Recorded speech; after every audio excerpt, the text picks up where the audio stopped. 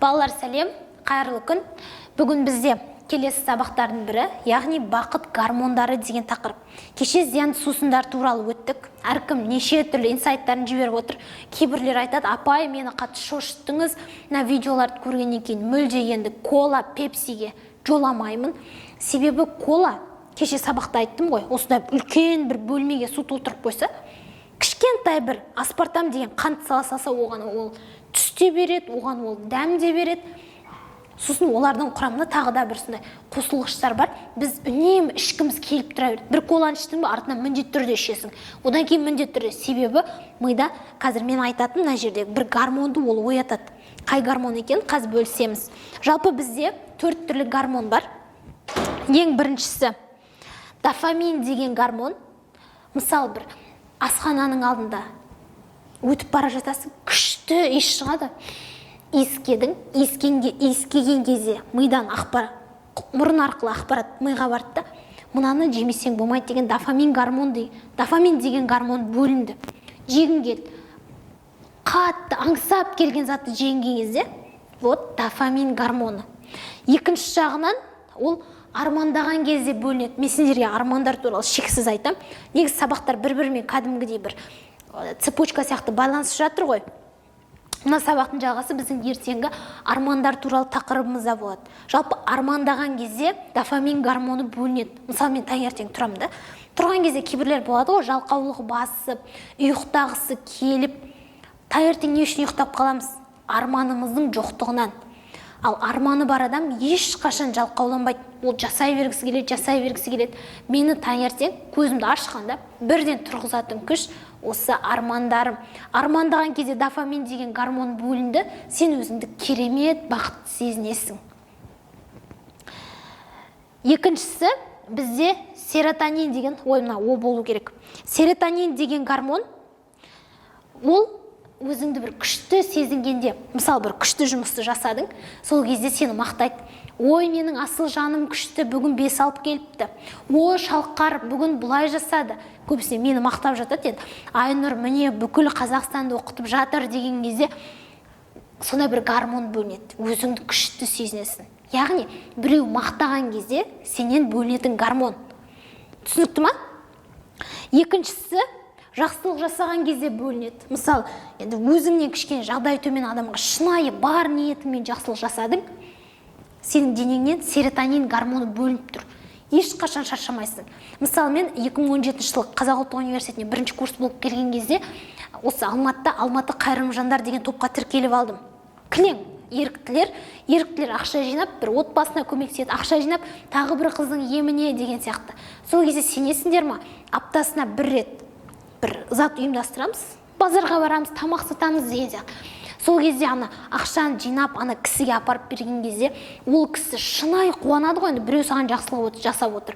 Шынайы қуанып неткен кезде бойыңнан серотонин деген гормон кәдімгідей бөлініп тұрады. Айнұр, сен халыққа жақсылық жасау үшін келгенсің. Міне бұл жақсылықтар. Сен, демек, бұл кезде миың программаланады да, сен өзің үшін өмір сүрме, сен халық үшін, сен біреуге жақсылық жасау үшін өмір сүріп жатырсың. Осы кезде серотонин гормоны бөлінеді. Бұл бақыт гормондары денемізден қаншалықты бөлінеді, біз соншалықты қуанып жүреміз. Қуанып, бақытты. Мен білесіңдер ғой, кванттық әлем дейміз. Кванттық әлем, альфа состояниедағы адамдар мүлде ренжімейді. Енді кей кездерде көңіл күйім түсетін уақыттар болады, бірақ көбіне ренжи қоймаймын. Міне, сол кезде сен күшті энергиямен жүресің да, ал сенен қашан бақыт гормондары күшті бөлініп тұр, сен ойыңды еркін жеткізесің, ешкімнен қорықпайсың, болашағың туралы алаңдамайсың, былайша айтқанда күшті сезімде жүресің. Серотонин гормоны түсінікті ма? Біреу сені мақтағанда, яғни жақсылық жасағанда бөлінетін гормон. Үшіншісі, окситоцин гормоны, гормон обнимашки. Мамаңды шынайы құшақтайсың ғой, сол кезде бір өзіңді бақытты, бұл еш жерде жоқ бақытта, ол мамаңды құшақтаған кезде, бір туыстарың, ағаң, әпкең алысқа кетіп енді көрген кезде, сонда бір болады ғой. Мысалы, мен подружкаларым қазір бұрын Дарында бірге оқыған подружкаларым, Астанада, кейбіреуі Қарағандыда, көбіне жазда бірге жиналамыз үйге барған кезде. Сол кезде бір шынайы рахаттанып құшақтайсың да, сол кезде бөлінетін гормон окситоцин. Жалпы бақыт деген не деген кезде біреуден сұрасаң бәрі айтады. Бақыт деген менің денсаулығым жақсы болған, туыстарымның жақсы болғаны. А бақыт деген на самом деле мына 4 гормонның мида бөлініп отыруы. Бір кезде біреуі, екінші кезде екіншісі бөлінді. Сен өзің доли секундтар бақыт сезіндің. Эндорфин деген гормон, бұл мысалы айтады ғой, мен қазақпын деп музыка айтып билеген кезде, немесе өздерің бокс көресіңдер ғой. Гена мына жағынан соқ, былай теп, футбол ойнаған кезде мына жағынан балет етіп отырасыңдар ғой, фанат болып. Вот сол кезде бөлінетін гормон эндорфин. Былайша айтқанда кішкене рух шақыру, балет ету, мысалы кейбіреулер болады, көкпар немесе өзімде бір волейбол ойнап жүргем кезінде, мектеп кезінде. Волейбол ойнаған кезде ұрасың, соғасың, эндорфин гормоны күшті бөлініп тұр да. Сол кезде ана біреу аяғыңды басып кетсін, допты қатты тиіп кетсін, сезбейсің. Байқайсыңдар ма? Себебі сен өте күшті бақыт сезімде тұрсың, ойынның ішіне кіріп кеткенсің да, бүкіл ми сана сезіміңмен. Анау аурулар сезбейсің. Сосын волейбол біткеннен соң, ай, что-то мына жерім ауырып жатқан сияқты. Даже біз бақытты болсақ, біз ауру, андай жағымсыз энергиялар, жағымсыз жаңалықтардың ешқайсысын сезбейміз. Енді адам бір мезетте бақытты болады, адам бір мезетте көңіл күй жаман түсіп тұрады. Бұл гормон кортизол. Мысалы қараңдар, серотонин гормон сене күшті бөлініп тұр. О, Асылжан супер, Асылжан үйтті, Асылжан бұлай жасады. Ертеңіне біреу шықты, Асылжаннан жоғары. Мысалы, кім Сымбат десек болады, Сымбат. О, Сымбат күшті, Сымбат 5 алды, Сымбат олимпиададан жеңіп келді. Асылжан не істейді? Ода серотонин гормоны түседі. Неге айналады? Кортизол гормоны. Былай сызық етіп, нөл болатын болсақ, көтерілсе, сен бақыттысың. Серотонин, окситоцин, дофамин, эндорфин бөлініп тұр. Ал егер олар бөлінбесе, не істедің? Армандап, дофаминмен келдің, и алтта арманың орындалмай қалды. Дофамин түсті, уже минус қайда кетіп бара жатыр? Кортизол гормонына кетіп бара жатыр. Енді мамаларына бақыт деген не деп сұрасаңдар, айтады, сендердің аман болғандарың, отбасымыз, еліміз тыныш болса, онымен адам өзін бақыт сезінбейді. Бақыт деген жалпы ғылым бойынша мида осы 4 гормонның бөлінуі. Кеттік, аттарын атайықшы. Біріншісі, арман мақсат, күшті тамақ болған кезде қай гормон? Дофамин. Өзіңді күшті сезіндің, сені біреу мақтады. Қай гормон? Серотонин. Құшақтастың, мамаңды шынайы құшақтап, иіскеп, бір бақыт сезініп қалдың.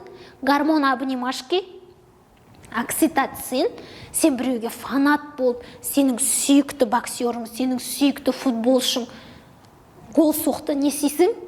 Эндорфин деген гормон бөлінеді. Ал бұл гормондар болмаған кезде, көңіл күйіміз түскен кезде, кортизол және адреналин деген гормондар бізде бөлінеді екен. Түсінікті болды ма? Бүгінгі сабақ сендерге түсінікті болды деген ойдамын.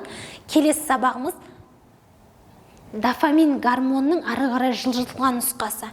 Жалпы келесі сабаққа жақсы бір анонс бола салсын. Мен осы жылға армандаған, 2019 жылға армандаған 100 арман мақсат жазғам. Соның 78-і орындалған. Оның қалай армандадым, қалай орындадым, оның техникасының барлығын мен сендерге келесі сабақта айтып берем. Арманы жоқ адам, ол бұл өмірден ешкім танымайды, ешкімге жақсылығы бармайды. Мысалы, мен қазір күнделікті Инстаграмға прямой эфир түсірем, ютубтан видеолар шығарам, оны біреулер көріп, өзіне мотивация алады, балалары көріп, техникалар пайда, Айнұр апай сізге ұқсасам деп жатады. Сол кезде мен өзімді керемет сезінем. Менде серотонин гормоны ол кезде көтеріліп тұрады. Серотонин гормоны көтерілген кезде кейде бір басқа қалаларға мастер-класстар ұйымдастырамын, ютубта вебинар, адамдар күнде ватсабыма алғыс деп жазып жатады. Серотонин гормоны көтеріледі. Ол кезде сен қуанып жүрсің ғой. Айтады ғой мамаларың жұмыстан кейде. О, шаршадым, сөйлемеші маған, шаршадым. Шаршау адам өзі қаламаған жұмысты істеген кезде болады. Ал мен өзім қалап айналсам, менен адамдардың алғыстары арқылы серотонин гормоны көтеріліп тұр. Менің арман мақсаттарым бар. Күнде дофамин. Мен күнделікті өзім бақытты негіз қолдан жасауға болады да. Осы 4 гормонды күнделікті практика етіп жүрсең, сен бақыттысың. Мамамды күнделікті құшақтаймын. Эндорфин гормоны күнделікті. Маған көбіне ұнайтыны кім?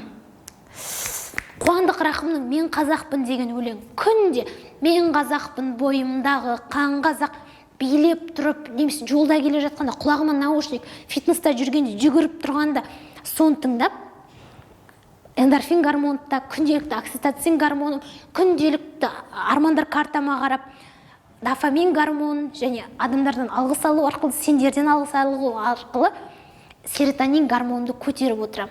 Бақыттымын. Бақытты адамның қолынан барлығы келеді. Өмірде айтады ғой, жақсы адам, жаман адам деп жатады ғой. Негізі жақсы, жаман деген түсінік жоқ. Өмірде бақытты адам бар, өмірде бақытсыз адам бар. Ал біз бақытты өзіміз қолдан осылай жасай аламыз. Жақсы, келесі сабақтарда мен сендерге арман мақсатты қалай қою керек, мен қалай жасадым, сендерге қалай жасау керектігі туралы көрсететін боламын. Кездескенше.